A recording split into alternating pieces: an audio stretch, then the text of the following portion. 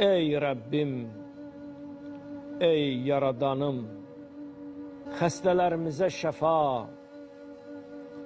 dünyasını dəyişənlərimizə rəhmət, gənclərimizə hidayət, övladlarımıza gözəl aqibət nəsib et, ya Rəbbim. Qəlbimizə rahatçılıq, ruhumuza dinclik, düşüncələrimizə hikmət və sabitlik bəxş elə. Allahım, bizləri paylaşan əllərdən, sevindirən qəlblərdən, gizli, yaxşılıq edən bəndələrdən qərar ver. Şəhidlərimizin və şəhidlər anası buradadılar. Ya Rəbbim, onlara səbr əta elə.